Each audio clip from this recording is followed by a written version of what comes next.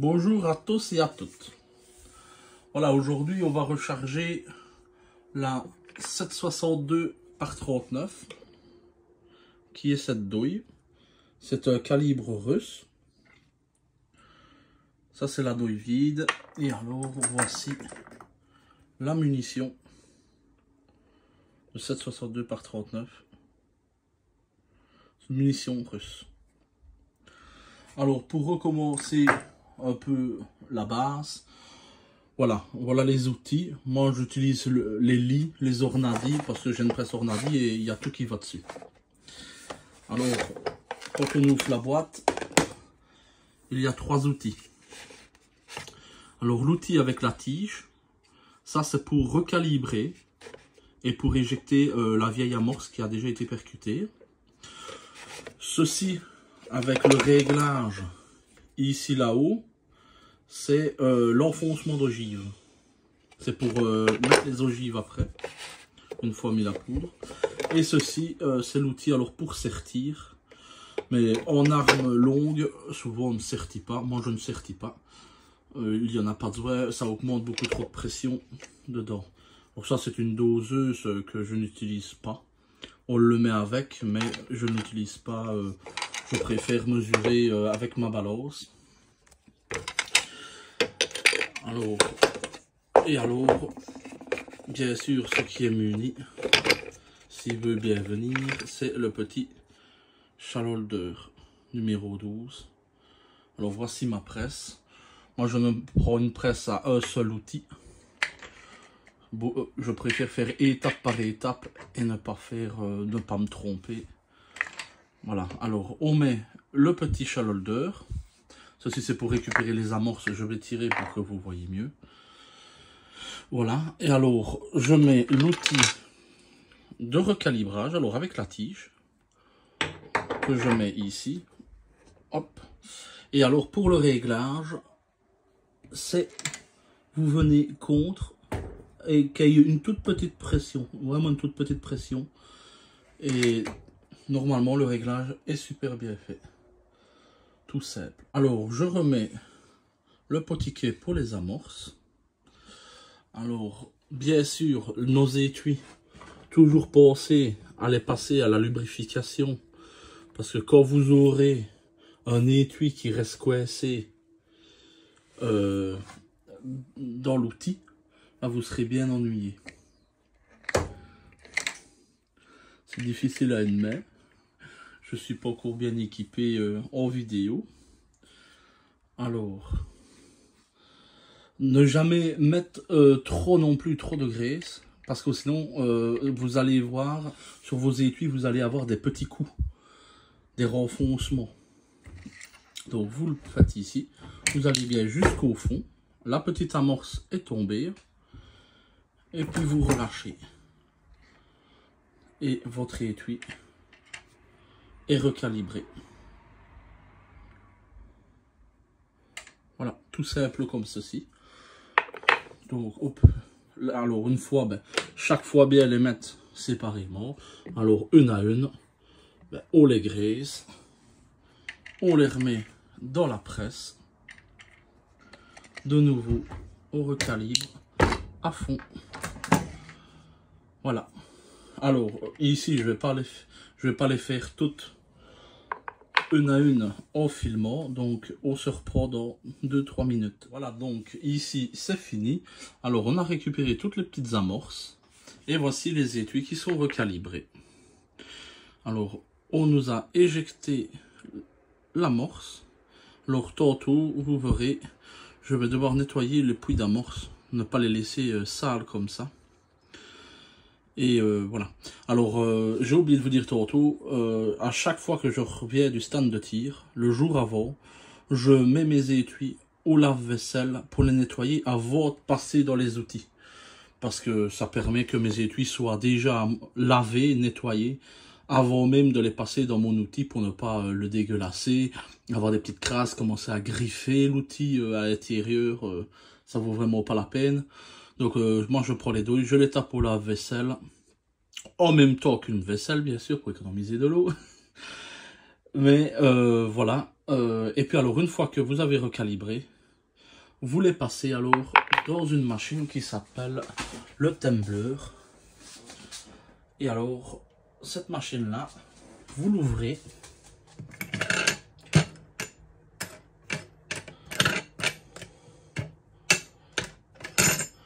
Comme ceci. Alors, vous avez des petits copeaux de maïs, des grains de maïs. Et alors, vous prenez vos étuis. Vous les mettez comme ça dedans. Tout simple. Vous prenez votre machine. Vous refermez bien ceci. Et alors, ce sont des vibrations qui vont polir vos étuis et nettoyer.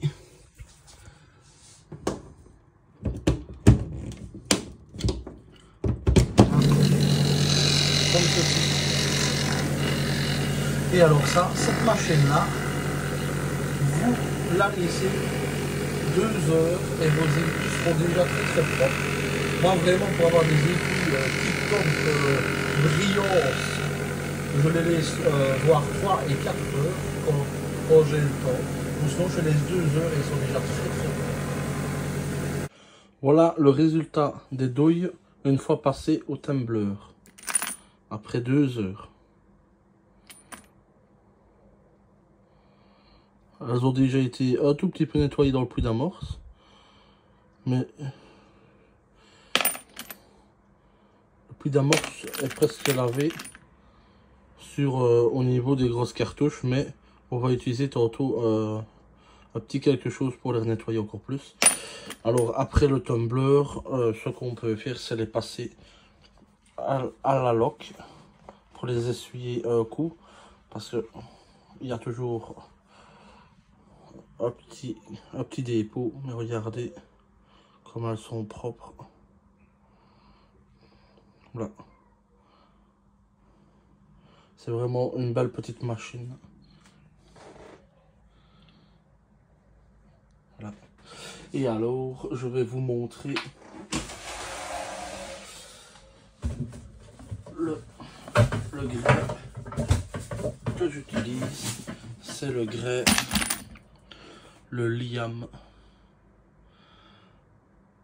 Corn Cob. Voilà. Et alors c'est du grès que vous mettez. Alors voilà, une fois frottées, voilà comment elles sont. Alors maintenant, il y a ces petits outils-ci de chez Liam. Alors ceci, très important. Et alors, ceci, ce sont chaque fois les nettoyeurs de puits d'amorce. Alors, il y a pour les small et il y a pour les larges. Il y a pour les petits et les grosses amorces. Pour toutes les munitions de nouveau. Donc, ici, pour le 7,62 par 39, c'est du large. Donc, on va prendre les plus larges pour mettre sur les outils. Pour faire un nettoyage. Alors, je vais mettre comme ceci. Je vais prendre le large. Et je vais vous montrer. Alors, voilà. Donc, il y a ceci. C'est pour faire le petit chaufferet autour et pour racler les bords. Et il y a celui-ci pour racler le fond. Et ceci, c'est pour chaufferiner.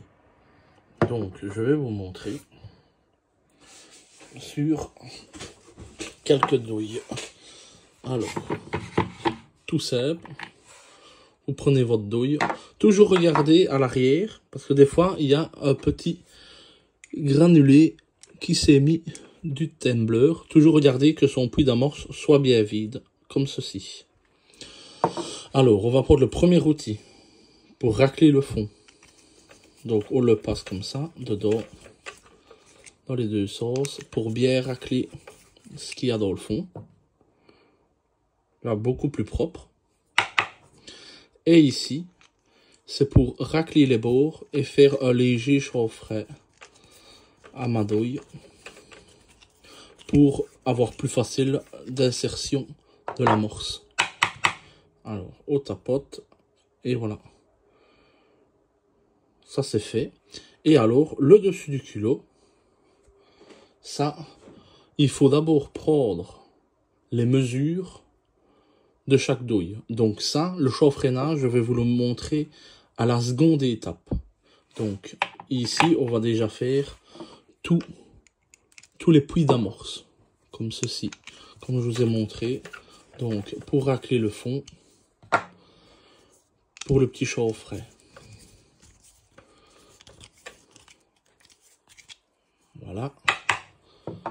Voilà, à chaque fois bien nettoyé. Alors on met chaque fois ici pour ne pas se tromper. Et voilà, donc je vais vite faire ça et puis je vous reprends. Après nettoyage, alors il faut prendre un pied à coulisse pour mesurer chaque fois si les douilles ne sont pas trop longues. Car il y a des allongements de douilles quand on tire avec la charge qu'il y a dedans. Maintenant, moi je les ai toutes mesurées, elles font toutes correctement 38,70 mm. Et ben, elles sont bonnes. Et maintenant, il faut les tirer plusieurs fois avant qu'elles s'allongent. Mais bon, c'est à mesurer de temps en temps.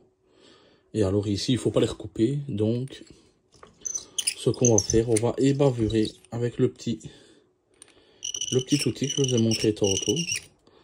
Donc c'est vraiment pour ébavurer pour l'enfoncement d'ogive. Voilà. Alors on passe toutes les douilles comme ceci. Avant de mettre la poudre dedans. Et bien sûr l'amorce. Donc ici je vais vous montrer aussi au niveau de la poudre.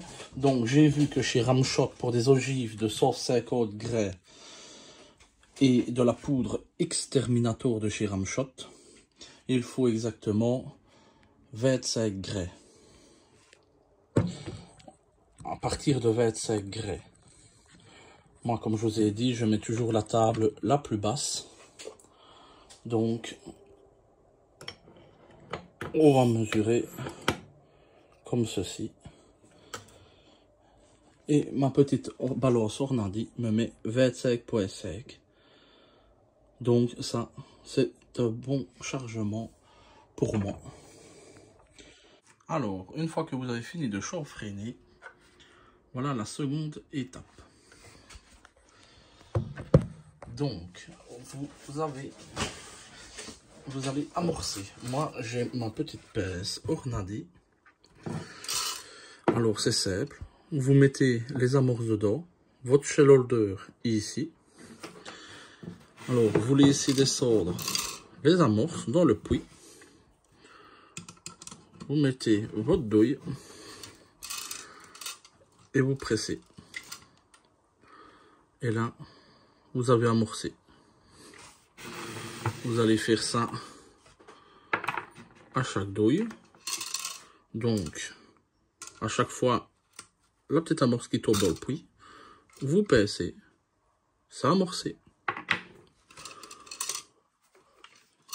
Et alors, ainsi de suite, vous le faites à chaque.